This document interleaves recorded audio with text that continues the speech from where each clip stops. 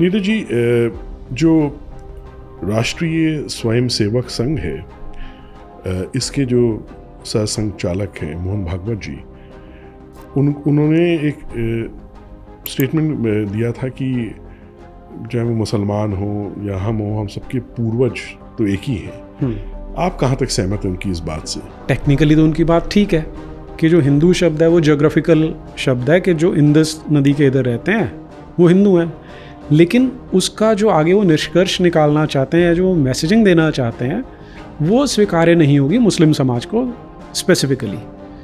क्योंकि इस्लाम अपने आप में क्या कहता है, वो अपने आप को आइडियोलॉजिकली डिफ़ाइन करता है, वो पूर्वजों से डिफ़ाइन ही नहीं करता। और उसका सबसे अच्छा एग्जाम्पल तो मोहम्मद आप है, जिसने शुरू किया है इस्लाम।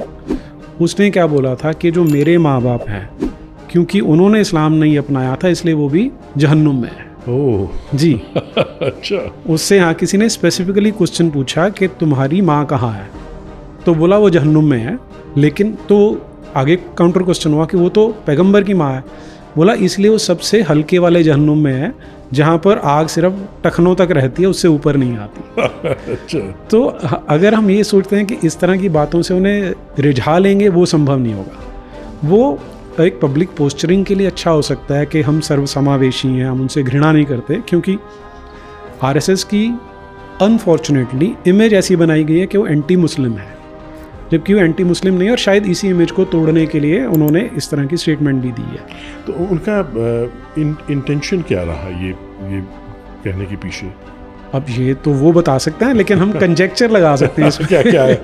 हाँ, मेरा कंजेक्चर ये है कि वो एक मैसेज दे रहे हैं कि हम तुमसे घृणा नहीं करते, हम तुम्हें भी स्वीकार करते हैं। और मुस्लिम्स को ये स्वीकार्य नहीं होगा। मुस्लिम स्वीकार कर, देखिए ना, दो चीज़ें हैं। एक तो पहले ही उनके मन में आरएसएस के प्रति घृणा भरी जा चुकी है, पॉइंट नंबर 1।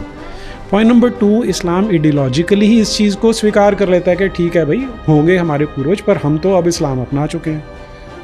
अगर हम पहले वहाँ थे, अब हम इस्लाम में चले गए, तो हम वापस क्यों आए? इसका कोई कारण नहीं ना दे रहे हैं इसमें, बल्कि हिंदू कंफ्यूज हो जाएंगे और कुछ नहीं। हाँ, इसमें प्रॉब्लम क्या होती है कि जो 80% हिंदू है वो तो क्या बोलते हैं उसे, भेड़ बकरियों की तरह है। वहाँ उनको तो मौलाना सिखा देगा कि हमारे तो पैगंबर साहब ने ही बोला था कि मेरी तो माँ भी अगर नहीं है तो वो जहन्नुम में है, तो इससे हमें फ़र्क नहीं पड़ता।